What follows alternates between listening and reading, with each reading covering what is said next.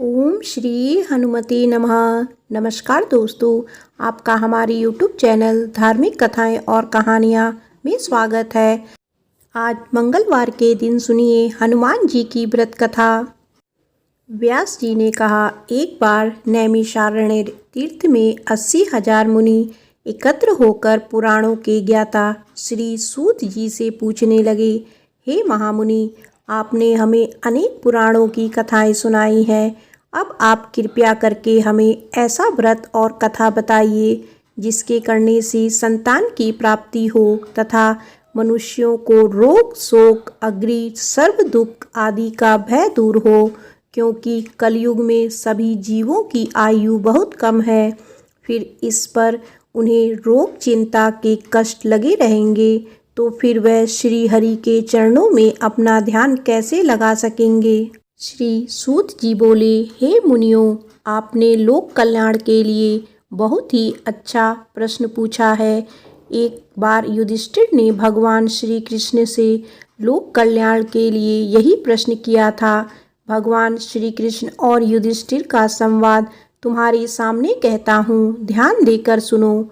एक समय पांडवों की सभा में श्री कृष्ण जी बैठे हुए थे।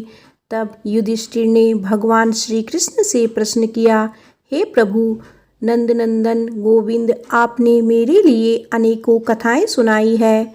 आज आप कृपया करके ऐसा व्रत या कथा सुनाइए जिसके करने से मनुष्यों को रोग चिंता का भय समाप्त हो और उसको पुत्र की प्राप्ति हो।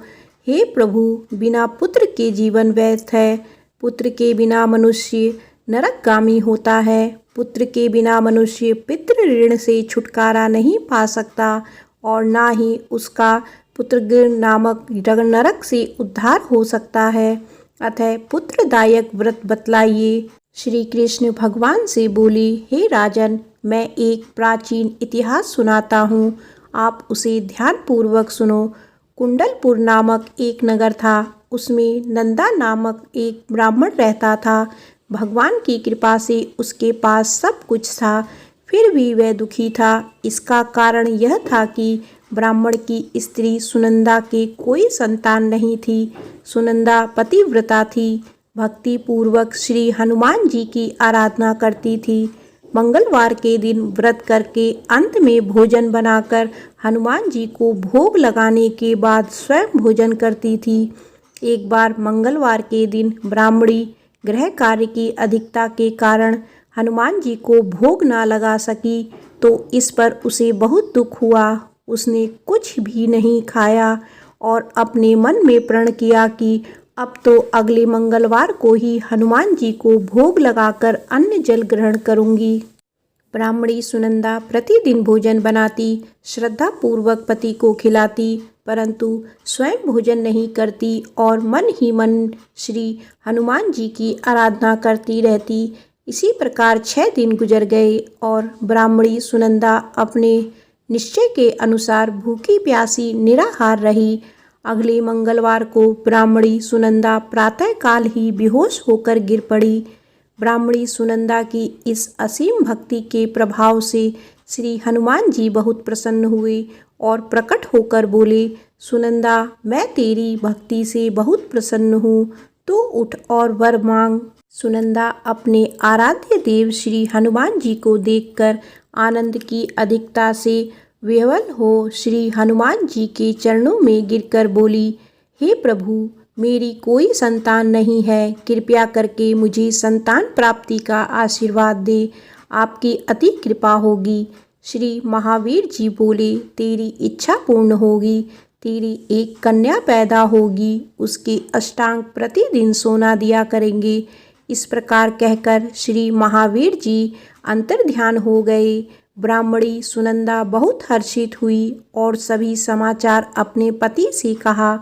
ब्राह्मण देव कन्या का वरदान सुनकर कुछ दुखी हुए, परंतु सोना मिलने की बात सुनी तो बहुत प्रसन्न हुए। विचार किया कि ऐसी कन्या के साथ मेरी निर्धनता भी समाप्त हो जाएगी। श्री हनुमान जी की कृपा से वह ब्राह्मणी गर्भवती हुई और 10वें महीने में उसे बहुत ही सुंदर पुत्री प्राप्त हुई। यह बच्ची अपने पिता के घर में ठीक उसी तरह बढ़ने लगी जिस प्रकार शुक्ल पक्ष का चंद्रमा बढ़ता है। 10वें दिन ब्राह्मण ने उस बालिका का नामकरण संस्कार कराया। उसके कुल पुरोहित ने उस बालिका का नाम रत्नावली रखा, क्योंकि यह कन्या सोना प्रदान किया करती थी। इस कन्या ने पूर्व जन्म में बड़े विधि विधान से मंगल देव का व्रत किया था। रत्नावली का अष्टांग बहुत सा सोना देता था। उस सोने से नंदा ब्राह्मण बहुत ही धनवान हो गया। अब ब्राह्मणी भी बहुत अभिमान करने लगी। समय बीतता रहा। अब रत्नावली 10 वर्ष की हो चुकी थी। एक दिन जब नंदा ब्राह्मण प्रसन्नचित्त था, तब सुनंदा ने अपने पति से कहा, मेरी पुत्री रत्नावली विवाह के योग्य हो गई है, अतः आप कोई सुंदर तथा योग्य वर देखकर इसका विवाह कर दें। यह सुन ब्राह्मण बोला, अभी तो रत्नावली बहुत छोटी है। तब ब्राह्मणी बोली, शास्त्रों की आज्ञा है कि कन्या 8वें वर्ष में गौरी, 9 वर्ष में राहिणी, 10वें वर्ष में कन्या, इसके पश्चात रजस्वला हो जाती है। गौरी के दान से पाताल लोक की प्राप्ति होती है, राहिणी के दान से वैकुंठ लोक की प्राप्ति होती है, कन्या के दान से इंद्रलोक में सुखों की प्राप्ति होती है। अगर हे पतिदेव रजस्वला का दान किया जाता है तो घोर नरक की प्राप्ति होती है। इस पर ब्राह्मण बोला, अभी तो रत्नावली मात्र 10 ही वर्ष की है और मैंने तो 16-16 साल की कन्याओं के विवाह कराए हैं, अभी जल्दी क्या है। तब ब्राह्मणी सुनंदा बोली, आपको तो लोभ अधिक हो गया है लगता है। शास्त्रों में कहा गया है कि माता पिता और बड़ा भाई रजस्वला कन्या को देखते हैं तो वे अवश्य ही नरकगामी होते हैं। तब ब्राह्मण बोला, अच्छी बात है, कल मैं स्वयं ही योग्य वर की तलाश में अपना दूत भेजूंगा। दूसरे दिन ब्राह्मण ने अपने दूत को बुलाया और आज्ञा दी कि जैसी सुंदर मेरी कन्या है वैसा ही सुंदर वर उसके लिए तलाश करो। दूत अपने स्वामी की आज्ञा पाकर निकल पड़ा। पंपई नगर में उसने एक सुंदर लड़के को देखा। यह बालक एक ब्राह्मण परिवार का बहुत गुणवान पुत्र था। इसका नाम सोमेश्वर था। दूत ने इस सुंदर व गुणवान ब्राह्मण पुत्र के बारे में अपने स्वामी को पूर्ण विवरण दिया। ब्राह्मण नंदा को भी सोमेश्वर अच्छा लगा और फिर शुभ मुहूर्त में विधि पूर्वक कन्यादान करके ब्राह्मण ब्राह्मणी संतुष्ट हुए। परंतु ब्राह्मण के मन में तो लोभ समाया हुआ था। उसने कन्यादान तो कर दिया था, पर वह बहुत खिन्न भी था। उसने विचार किया कि रत्नावली तो अब चली जाएगी और मुझे इससे जो सोना मिलता था वह अब नहीं मिलेगा। मेरे पास जो धन था कुछ तो इसके विवाह में खर्च हो गया और शेष बच गया है, वह भी कुछ दिनों पश्चात समाप्त हो जाएगा। मैंने तो इसका विवाह करके बहुत बड़ी भूल कर दी है। अब कोई ऐसा उपाय हो कि रत्नावली मेरे घर में ही बनी रहे, अपने ससुराल ना जाए। लोभ रूपी राक्षस ब्राह्मण के मस्तिष्क पर छाया जा रहा था। रात भर अपनी शैया पर बेचैनी से करवटें बदलते बदलते उसने एक बहुत ही क्रूर निर्णय लिया। उसने विचार किया कि जब रत्नावली को लेकर उसका पति सोमेश्वर अपने घर के लिए जाएगा तो वह मार्ग में छिपकर सोमेश्वर का वध कर देगा और अपनी लड़की को अपने घर ले आएगा, जिससे नियमित रूप से उसे सोना भी मिलता रहेगा और समाज का कोई मनुष्य उसे दोष भी नहीं देगा। प्रातःकाल हुआ तो नंदा और सुनंदा ने अपनी जमाई तथा लड़की को बहुत सा धन देकर विदा किया। सोमेश्वर अपनी पत्नी रत्नावली को लेकर ससुराल से अपने घर की तरफ चल दिया। ब्राह्मण नंदा महालोभ के वशीभूत हो अपनी मति खो चुका था। पाप पुण्य को उसे विचार ना रहा था। अपने भयानक व क्रूर निर्णय को कार्य रूप देने के लिए उसने अपने दूत को मार्ग में अपनी जमाई का वध करने के लिए भेज दिया था, ताकि रत्नावली से प्राप्त होने वाला सोना उसे हमेशा मिलता रहे। और वो कभी निर्धन ना हो। ब्राह्मण के दूत ने अपने स्वामी की आज्ञा का पालन करते हुए उसके जमाई सोमेश्वर का मार्ग में ही वध कर दिया। समाचार प्राप्त कर ब्राह्मण नंदा मार्ग में पहुंचा और रुदन करती अपनी पुत्री रत्नावली से बोला, हे पुत्री, मार्ग में लुटेरों ने तेरे पति का वध कर दिया है। भगवान की इच्छा के आगे किसी का कोई वश नहीं चलता। अब तू घर चल, वहां पर ही रहकर शेष जीवन व्यतीत करना।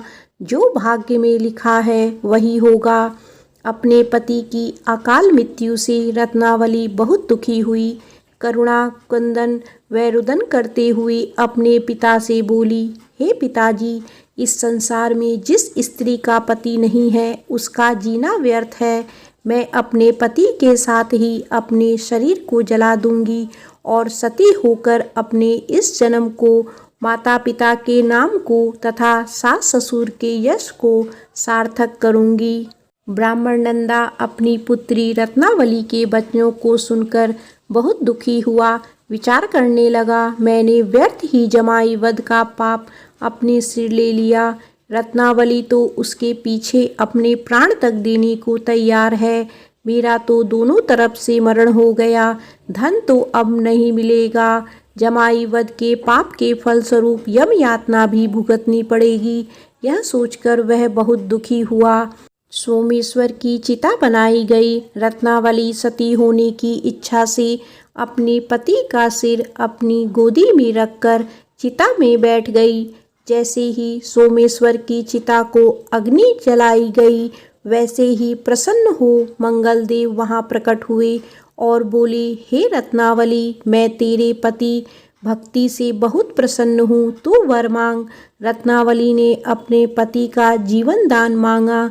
तब मंगलदेव बोले, रत्नावली, तेरा पति अजर अमर है, यह महान विद्वान भी होगा और इसके अतिरिक्त तेरी जो इच्छा हो वर मांग। तब रत्नावली बोली, हे ग्रहों के स्वामी, यदि आप मुझ पर प्रसन्न हैं तो मुझे वरदान दीजिए कि जो मनुष्य मंगलवार के दिन प्रातःकाल लाल पुष्प लाल चंदन से पूजा करके आपका स्मरण करे, उसको रोग व्याधि ना हो, स्वजनों का कभी वियोग ना हो, सर्प अग्नि तथा शत्रुओं का भय ना हो।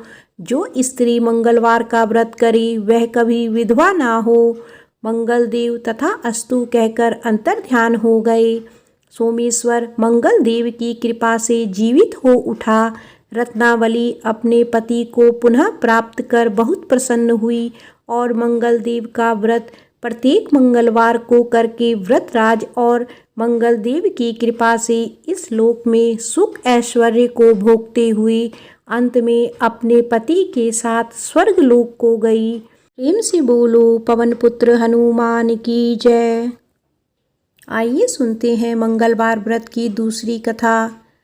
केशव दत्त नाम का एक ब्राह्मण था जो अपनी पत्नी अंजनी के साथ ऋषिनगर गांव में खुशी से रहता था। गांव के सभी लोग ब्राह्मण परिवार का बहुत सम्मान करते थे। उसके पास खूब धन संपत्ति थी, लेकिन उसकी कोई संतान नहीं थी। इस कारण दोनों पति पत्नी दुखी थे।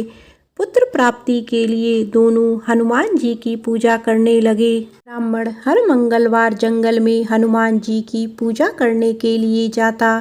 पत्नी घर में ही महावीर का व्रत रखा करती थी। दोनों शाम को बजरंग बली को भोग लगाकर व्रत खोलते थे। ब्राह्मण और उसकी पत्नी को हनुमान जी की पूजा करते करते कई साल बीत गए, लेकिन उन्हें संतान नहीं हुई। एक समय आया जब ब्राह्मण निराश हो गया, परंतु उसने बजरंग बली पर विश्वास नहीं छोड़ा। दोनों पति पत्नी विधिवत व्रत रखते रहे। एक मंगलवार अंजलि हनुमान जी को भोग लगाना भूल गई और दिन ढलने के बाद खुद भी बिना भोजन किए सो गई। उस दिन ब्राह्मण की पत्नी ने प्रण लिया कि वो अब अगले मंगलवार को भोग लगाने के बाद ही अन्न का दाना खाएगी। बिना कुछ खाए पिए किसी तरह से 6 दिन निकल गए। मंगलवार का दिन आया और कमजोरी के चलते वे बेहोश हो गई। हनुमान जी अंजलि की निष्ठा देखकर प्रसन्न हो गए।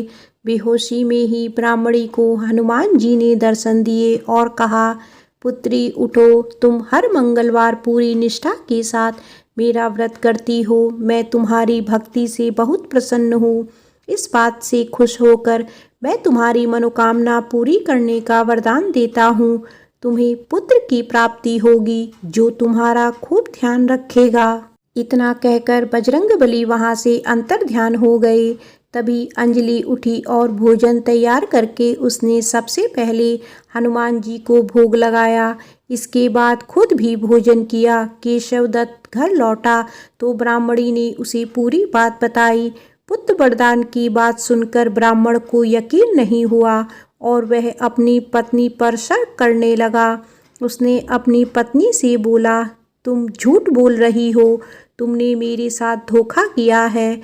कुछ समय बाद ब्राह्मण के घर एक सुंदर पुत्र का जन्म हुआ। दोनों ने उसका नाम हनुमान जी के नाम पर मंगल प्रसाद रखा। ब्राह्मण को हमेशा यही लगता था कि उसकी पत्नी उसे झूठी कहानी सुनाई है और उसके साथ छल किया है। यह सोचकर वह बच्चे को मारने की साजिश करने लगा। एक दिन मौका देखकर ब्राह्मण कुएं पर नहाते जाते समय बच्चे को अपने साथ ले गया। वहां उसने बच्चे को कुएं में फेंक दिया। ब्राह्मण के घर लौटने पर पत्नी ने उससे पूछा, मंगल कहाँ रह गया? वो भी तो आपके साथ गया था। पत्नी के सवाल सुनकर ब्राह्मण पहले थोड़ा घबराया और फिर बोला कि मंगल उसके साथ नहीं था। तभी पीछे से मंगल मुस्कुराते हुए सामने आया। यह देखकर ब्राह्मण दंग रह गया। केशव दत्त को रात को यह सोचकर नींद नहीं आई कि मंगलदास कैसे घर वापस आया। उसी रात बजरंगबली ने ब्राह्मण को सपने में दर्शन दिए। हनुमान जी ने कहा, मेरा प्रिय पुत्र, यह तुम दोनों का ही बेटा है। मैंने तुम्हारी और तुम्हारी पत्नी की भक्ति से खुश होकर तुम्हारी मनोकामना को पूरा किया था। अपने पुत्र मंगलदास को अपना लो और अपनी पवित्र स्त्री पर शक करना छोड़ दो। सुबह उठकर ब्राह्मण ने सबसे पहले अपने बेटे को गले लगाया, फिर अपनी पत्नी से माफ़ी मांगी। उसके बाद ब्राह्मण ने अपनी पत्नी को बताया कि वह किस तरह उस पर शक किया करता था और मंगलदास को अपना पुत्र नहीं मानता था। ब्राह्मण की पत्नी ने उसे माफ़ कर दिया और तीनों खुशी खुशी एक साथ रहने लगे। प्रेम से बोलो बजरंगबली की जय।